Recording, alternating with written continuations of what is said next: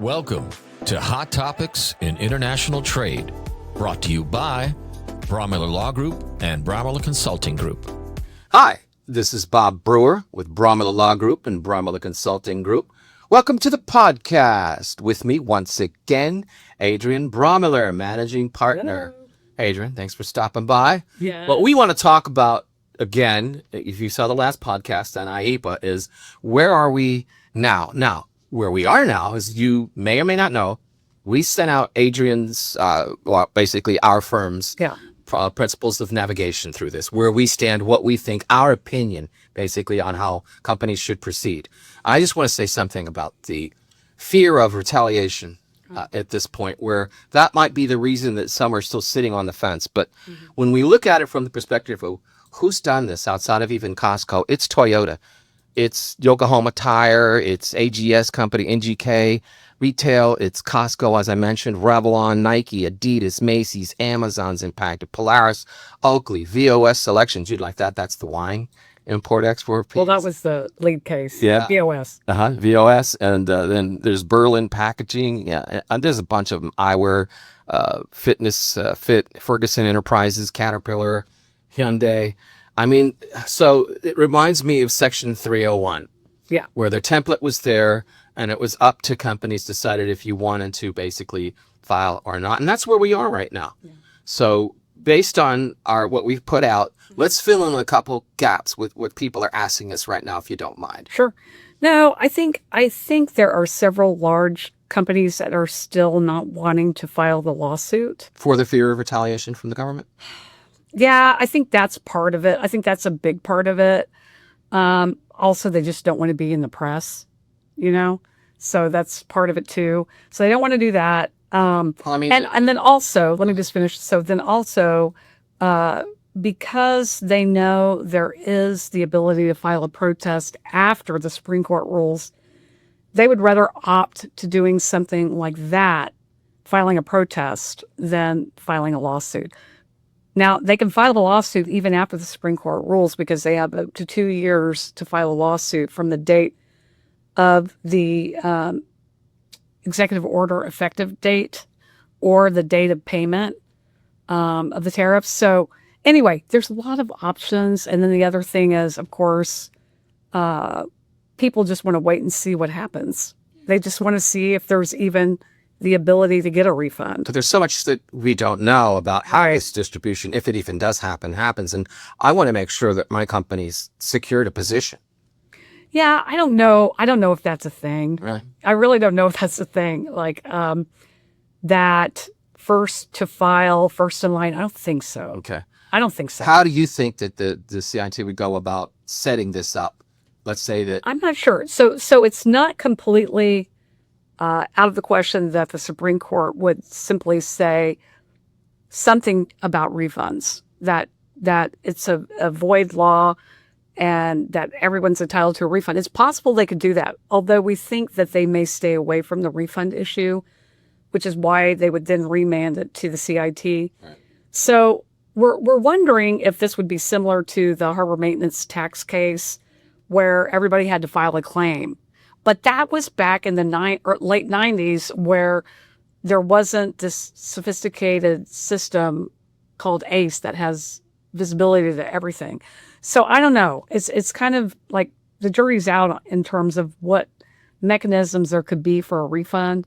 Will it be an administrative methodology? Will you have to file a lawsuit in order to get a refund?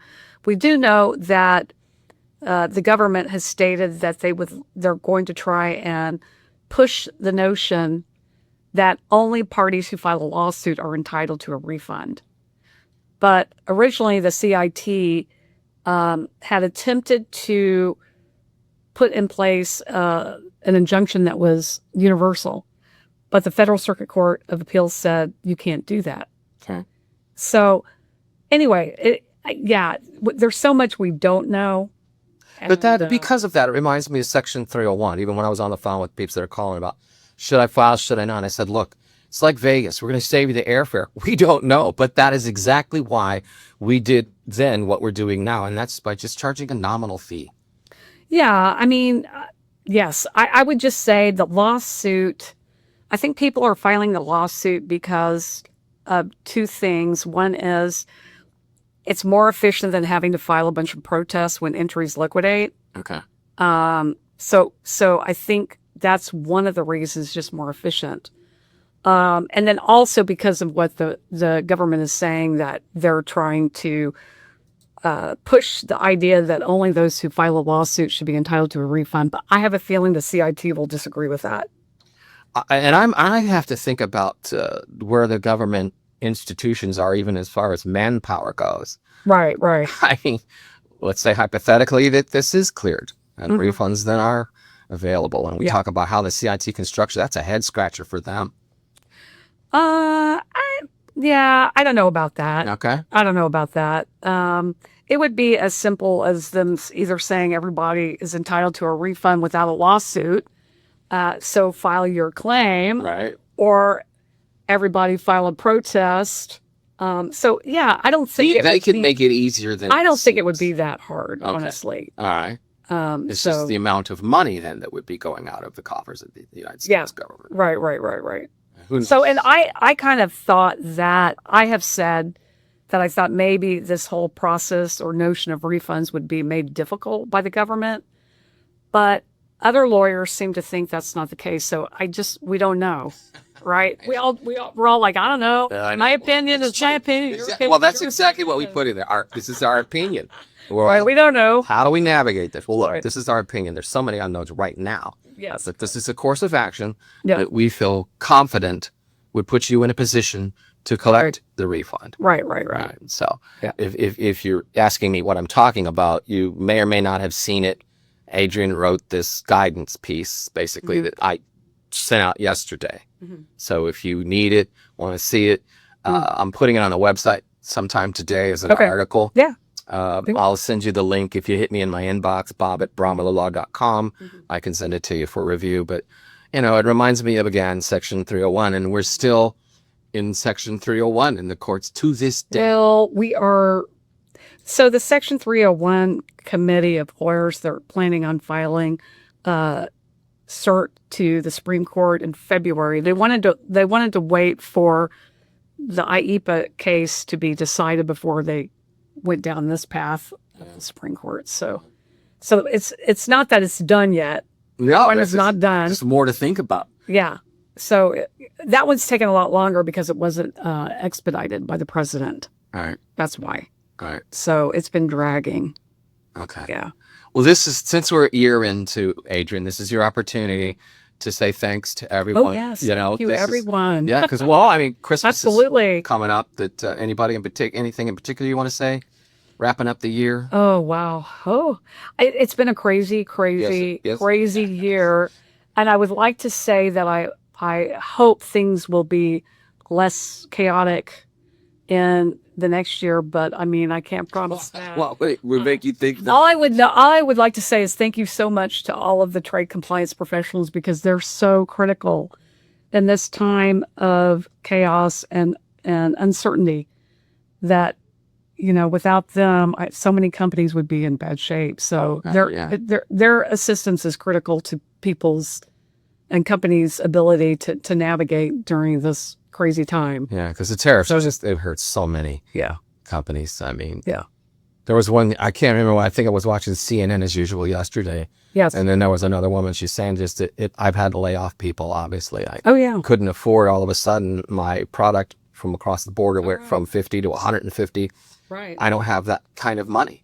And then I think the other thing is, because the tariffs were a roller coaster in terms of how much they were up and down, some companies got really trapped by extreme increases in the China tariff, for example, that basically put them out of business, even though it was only for a short period of time.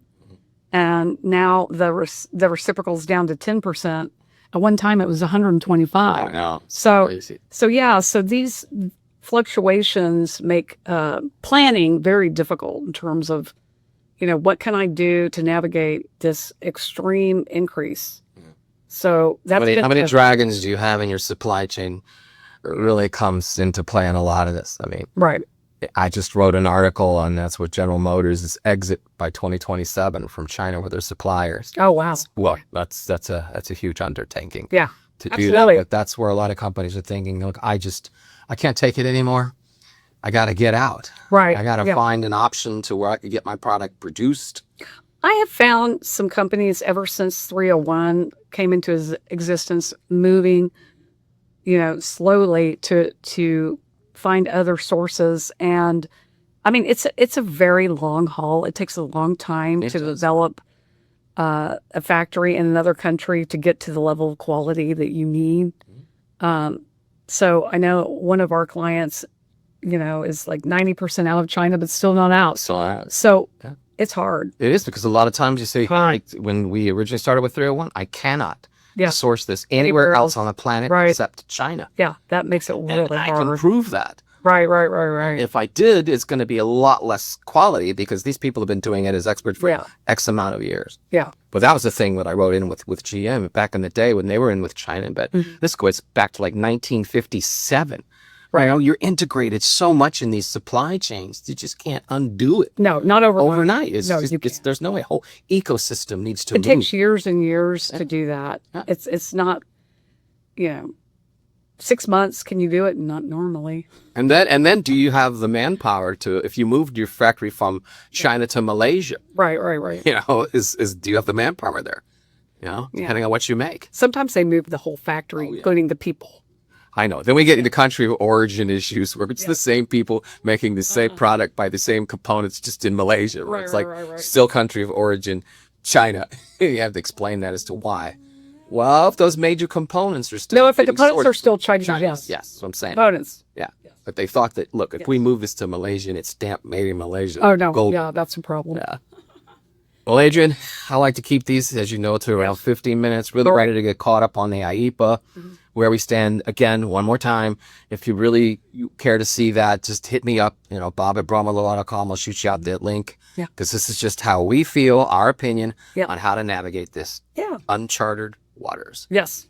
Thank you. All right. Well, Merry Christmas. Merry Christmas. Happy New Year, everybody. Thank you. Thanks. Bye.